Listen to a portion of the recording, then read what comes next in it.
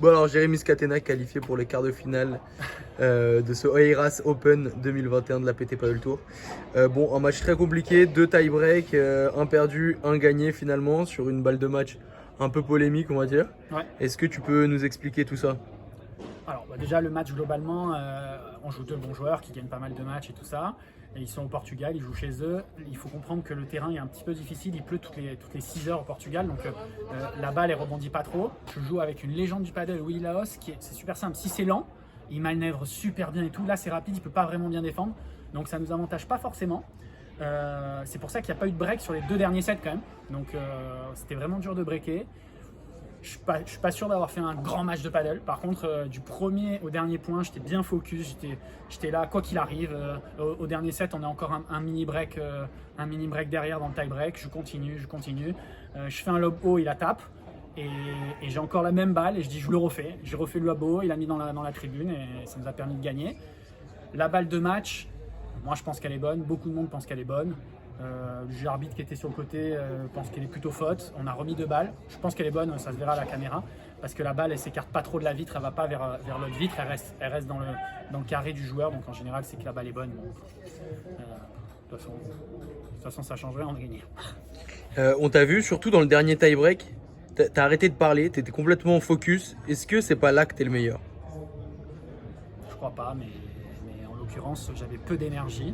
Donc quand j'ai peu d'énergie, j'essaye de la garder. J'avais pas de stress, j'étais détendu. Donc vu que j'étais détendu, que j'avais pas beaucoup d'énergie, je me suis dit je vais pas m'enflammer et tout ça et perdre de l'énergie et pas être lucide sur un coup. Je sais pas si tu te souviens, je suis à 4-3. À 4-3, je fais 2 matchs assez durs. Et je tape bien les 2, on les gagne. Ça nous permet de se mettre à 5-4. Et là, je fais mon lob haut 6-4. Et là, c'est là qu'on gagne le match, je pense. Donc, je pense que j'ai bien fait de ne pas perdre d'énergie parce que les balles, le 2 match, ils sortent de 5 cm au-dessus de la raquette.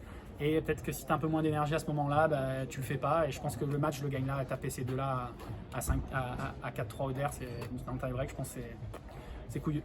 Bon, on me dit à l'oreillette que tu pourrais rentrer dans le top 20 de la PT. Ouais, je sais, c'était ce match-là. Comme moi, c'était ce match-là. Voilà, mais j'ai pas. Ça fait 2 tournois où je sais que quand j'arrive en demi au dernier tournoi, quand je suis en 8e ici, je sais que c'est les petits pas qui peuvent me faire basculer d'être top 8, top 20. Mais je le prends pas avec de la pression, je le prends comme une opportunité à chaque fois. Et je pense que c'est un peu ce qui a changé par rapport au début de saison, où à chaque fois je me disais, putain, si je le fais pas maintenant, je le ferai jamais. Là, je me dis, si je le fais pas là, je le ferai la semaine prochaine. Et si je le fais pas la semaine prochaine, je le fais la semaine d'après. Et je pense que c'est ça qui a changé, c'est pour ça que je vais gagner des grands matchs. Ouais, en tout cas, on te sent vraiment plus de consistance dans ton jeu par rapport au début de saison. Rien à voir. Et voilà, vers de nouvelles aventures, vers un quart déjà. Ouais, vers l'écart. Et puis, je voulais un peu parler du circuit, parce que j'ai fait un choix de venir dans ce circuit-là. Quand j'ai fait ce choix-là, personne pariait sur ce circuit. Puis aujourd'hui, il y a plein de joueurs du World Padel Tour, c'est en train d'exploser. Et je pense qu'il y aura des surprises incroyables l'année prochaine. Je pense qu'il y aura des joueurs vraiment, vraiment très très forts qui vont venir. Et voilà, je pense que j'ai fait le meilleur choix de ma vie et j'en suis fier parce que c'est facile de faire le choix quand c'est tard. Mais de le faire en premier, c'est jamais évident. Bon bah bravo Jérémy et on se retrouve demain pour les quarts. Allez, salut, merci.